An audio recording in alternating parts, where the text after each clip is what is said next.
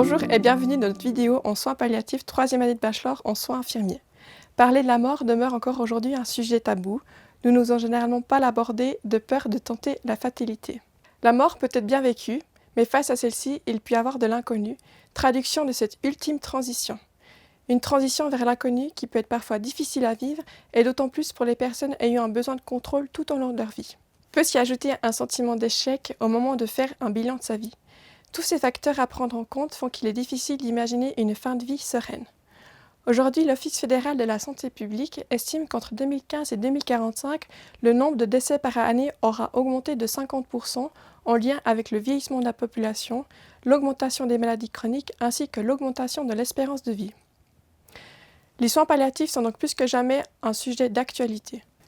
L'objectif de cette vidéo est de mettre en lumière, pour toute personne, le champ des possibles en Suisse pour finir sa vie, mais également parler de la mort, pour peut-être la démystifier et l'intégrer davantage à la vie. Qu'est-ce que les soins palliatifs ? Après des années de réflexion dans les milieux palliatifs, l'Organisation mondiale de la santé les définit aujourd'hui comme les soins qui améliorent la qualité de vie des patients et de leurs familles. Ceux-ci sont confrontés aux problèmes associés à des maladies potentiellement mortelles, qu'ils soient d'ordre physique, psychosocial ou spirituel. C'est une dimension de soins qui tente d'apporter de la vie aux années et non des années à la vie. La question de la dignité est également au cœur des soins palliatifs. La Suisse dispose depuis 2010 d'une stratégie nationale dont l'objectif est d'offrir des soins palliatifs à toutes les personnes qui en ont besoin. La stratégie repose également sur l'anticipation des situations de fin de vie pour garantir des soins adaptés à toutes les personnes qui en ont besoin. Maisons, établissements médico-sociaux, hôpital, unités de soins palliatifs. Les lieux pour imaginer sa fin de vie sont multiples. Mais quels sont les avantages et les inconvénients de chacun d'eux ? Voici une première description du champ des possibles pour finir sa vie en Suisse. En questionnant notre entourage, le souhait d'une grande majorité des personnes serait de pouvoir mourir chez soi, entouré de sa famille. La mort parfaite serait de s'endormir dans ses rêves et de se réveiller aux cieux. La maison est vue comme un idéal romantique, un lieu sécuritaire et moins angoissant qu'un lieu qu'on ne connaît pas. Les proches peuvent d'une certaine manière s'occuper et prendre soin de la personne. Cependant, on peut craindre une professionnalisation des proches, un épuisement avec un sentiment de culpabilité s'ils ne parviennent pas à offrir des soins optimaux. De plus, l'intervention de professionnels de la santé dans la sphère privée peut être vue comme une intrusion.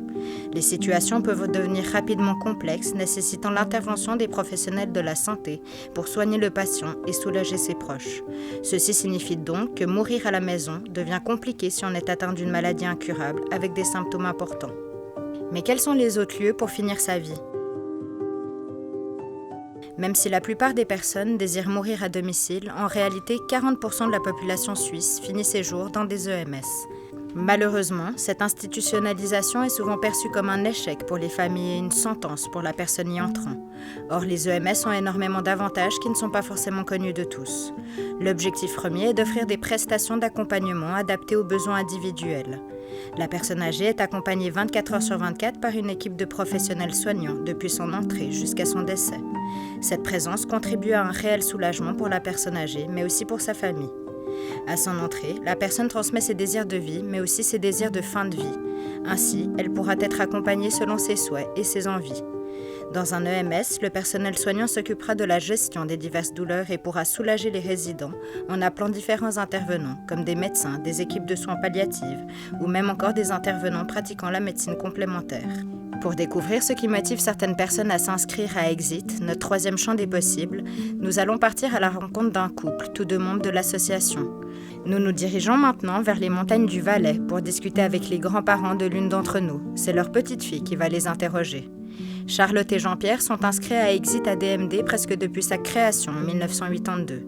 Ils ont été d'accord d'échanger avec nous leur vision de la fin de vie, nous parler de leurs valeurs et de ce que veut dire dignité pour eux, ainsi que les raisons de leur inscription à Exit ADMD. Quel est votre rapport face à la fin de vie et face à la mort ? Grande question. Donc je sais pas, Jean-Pierre, si tu veux commencer. Oui, volontiers. J'y pense pas trop parce qu'en fait, j'ai des projets, j'ai beaucoup de projets, mais dans mes projets, il n'y a pas la mort. J'ai plein de choses à faire, et puis le temps viendra. J'improviserai au moment où ce n'ira pas. Mais par contre, ce que je tiens, c'est à ne pas souffrir. Et puis mon but face à la mort, c'est de mourir peut-être en bonne santé. Mmh. Moi, j'imagine une fin de vie paisible, sans souffrance. Parce que ce qui me fait peur dans la fin de vie, c'est la souffrance, la maladie. La mort, non, parce que la mort, c'est inéluctable, on sait qu'on y va tous. Je ne suis pas pressée du tout. C'est sûr que, franchement, mon plus grand souci, ce serait de souffrir et puis d'avoir une fin de vie difficile. C'est pour ça que j'y tiens pas. Comme je l'ai dit tout à l'heure, mon but, c'est vraiment de vivre intensément le plus longtemps possible. Je sais que tous les deux, ça fait très longtemps que vous êtes inscrits à Exit, on en a déjà parlé plusieurs fois. Et alors, pourquoi ça? Pourquoi Exit? Mourir chez soi, dans la dignité, et pas dans un lit d'hôpital avec des tuyaux partout et agoniser pendant des jours et des jours. Ouais. Ça sert à rien, ça coûte cher à la société. Moi, je préfère en finir tout comme ça. J'envisage pas du tout de mourir comme un légume.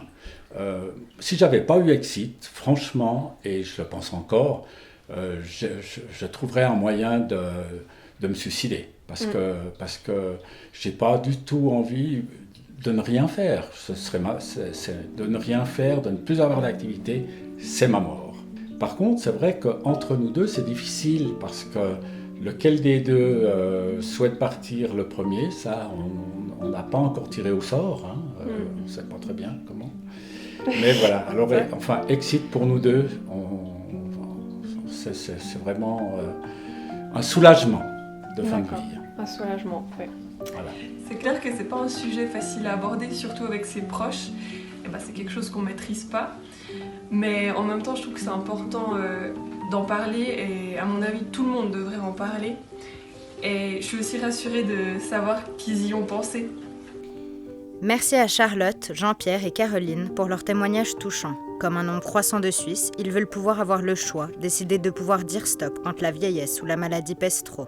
Car la volonté première d'Exit est de lutter contre l'acharnement thérapeutique, de faire reconnaître les droits du patient en revendiquant à travers ses directives anticipées le respect de sa volonté et de ses choix face à sa mort. Exit ADMD, Association pour le droit de mourir dans la dignité, est une autre alternative pour choisir sa fin de vie. L'assistance au suicide étant autorisée dans notre pays, des associations se sont créées pour aider les personnes condamnées ou atteintes dans leur santé. Elles sont suivies par un accompagnateur et peuvent décider, si leurs souffrances deviennent intolérables malgré les traitements et que le diagnostic est incurable, de mettre fin à leur jour en absorbant une potion létale. L'assistance au suicide consiste à procurer à l'individu, capable de discernement, désirant se suicider, les moyens de le faire. Dans les situations de fin de vie, l'assistance au suicide se différencie de l'euthanasie active, directe et volontaire, par le fait que la personne doit être au moins encore capable d'amener à ses lèvres et d'avaler elle-même la potion ou de se l'injecter. Nous voici maintenant en route pour aller rencontrer Elodie, infirmière diplômée qui travaille aux soins palliatifs à l'hôpital de Lavaux. Elle a accepté de partager avec nous les expériences de son quotidien. Cela met en lumière notre dernier champ des possibles. Comment est-ce que tu vois la mort? Comment tu te l'appropries? Je suis assez à l'aise en fait avec ça, déjà avant d'être aux soins palliatifs, puis encore plus dans un service de soins palliatifs parce que on peut accompagner les gens vraiment correctement, on a le temps quand même, plus que dans un autre service aussi. Où sont les limites en fait des soins palliatifs? Où sont les inconvénients, les limites dans ce service? Donc c'est toujours difficile de jongler entre des patients qui partent, qui décèdent, et d'autres patients qui sont toujours là en croyant qu'ils allaient peut-être être là pour la fin de vie, mais finalement ils sont toujours là, puis qu'on doit modifier le projet, ça peut être une limite de confronter ces différents patients. Comment est-ce que tu te sens en côtoyant la mort tous les jours, en ayant ta vie privée, future maman et tout? Comment est-ce que tu te sens en côtoyant la mort? La mort, souvent, elle se passe toute seule derrière la porte ou avec des fois la famille quand elle est là. Mais la plupart du temps, ça se passe vraiment seul. Le patient meurt seul, entre guillemets. Et puis, il y a de toute façon des situations qui nous touchent, on est des êtres humains. Donc, il y a tout d'un coup des patients qu'on s'est plus occupés ou qu'on a plus discuté d'un certain sujet qu'on avait en commun. On discute pas mal aussi en équipe. On revient sur justement les patients qui sont décédés. On a un petit souvenir pour eux. On fait un colloque comme ça une fois par mois avec l'aumônier. Donc, ça nous permet aussi de pouvoir échanger sur ces patients où il y en a qui ont été plus proches, moins proches. Puis on est une équipe, donc on n'est jamais seul, entre guillemets. Même moi qui n'ai pas peur, le jour où c'est un proche, je serais au même titre que la fille ou la maman de quelqu'un d'autre qui a eu son proche qui est décédé. Donc je ne serais plus du tout l'infirmière en soins palliatifs, il faudra oublier. Mais là, oui, on a le recul quand même professionnel. Moi, je n'ai pas les patients qui continuent à me hanter.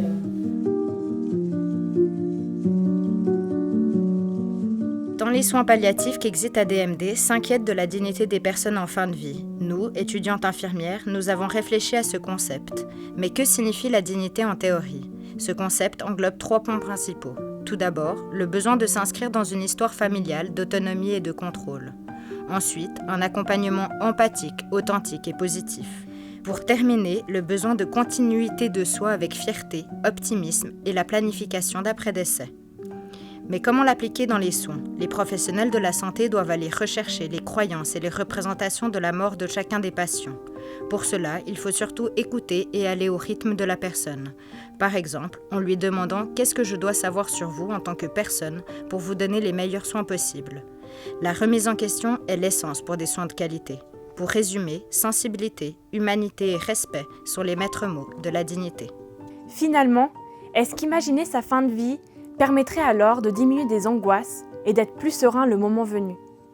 Chaque personne devrait avoir la possibilité de partager ses souhaits concernant cette étape si importante d'une vie. Nous avons cette chance en Suisse de pouvoir choisir grâce à un champ des possibles accessible à tous et notamment grâce aux directives anticipées.